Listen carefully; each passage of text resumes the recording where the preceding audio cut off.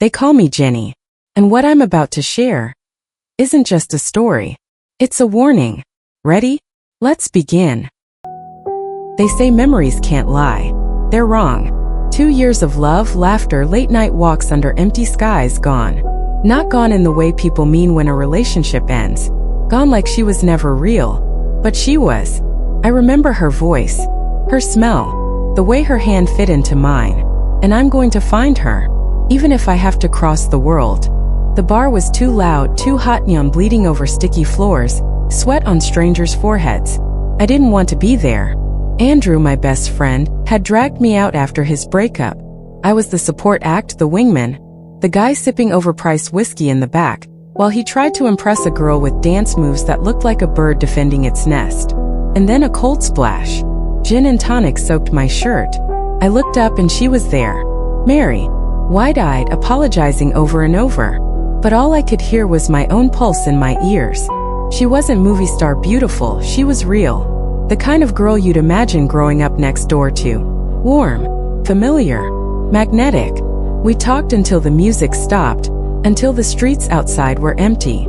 She told me she loved midnight walks because the world felt like it belonged to her alone. We swapped numbers. I walked home alone that night, but my mind wasn't alone anymore. Mary and I built our lives in darkness. Weekends were for me, weeknights for her classes. We'd walk for hours, cook in my kitchen, curl up watching old movies. She never invited me to her place.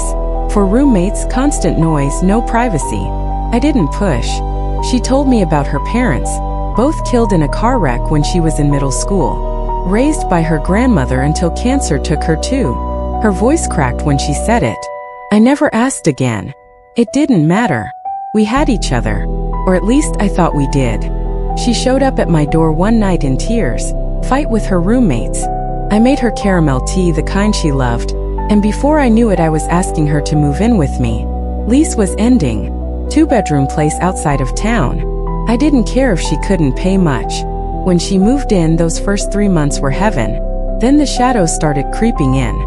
She had no friends, no social media, no stories that didn't involve me. When I suggested a double date with Andrew, she always had an excuse. Her life seemed to shrink until it fit entirely within the walls of our apartment. And then, slowly, even that started to fade. She became quiet, distracted, nights away, mornings asleep. She barely ate, barely looked at me. I begged her to see a doctor. She refused for weeks, until finally she agreed. Appointment set for August 1st. 9:30 a.m. Alarm went off. Her side of the bed was cold. I checked the living room, empty.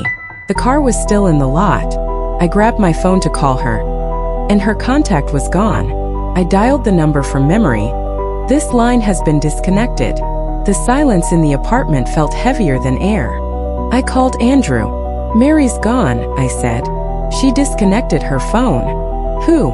He thought I was joking. When I insisted, his voice turned serious. Desmond, you haven't dated anyone since Jessica. It was like the ground gave way under me. I drove to campus, asked the receptionist about Mary Fulbright psychology program. She typed for what felt like forever, then looked up. No student by that name. I waited for Professor Jackson. She'd mentioned him a dozen times. He stared at me blankly. I've never taught a Mary Fulbright. Do you have a picture? I pulled up my gallery and froze. Every photo of her was gone. Even the ones where we were together. I was alone, my arm draped over empty space. I called my mom. She didn't know who I was talking about. Said she'd never met a Mary. Back home, I tore through everything, closets, drawers, lease documents. No clothes, no toothbrush, no handwriting. It was like the apartment had been scrubbed clean of her. Except for one photo. Me sitting on the couch. She'd taken it, I remembered her taking it. But she didn't exist. Who was behind the camera? I found other stories online. People describing lovers who vanished. Not walked out, not died, erased. No records, no memories, no proof. Some people went mad. Some tried to move on.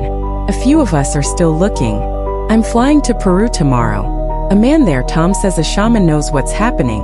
Maybe it's supernatural. Maybe it's something worse. I don't care. I will find her. Mary, if you're reading this, I know you exist. I will find you. And if I disappear before I do, remember me. If you enjoyed the story, don't forget to like, share, and subscribe for more chilling horror tales. Your support keeps the darkness alive.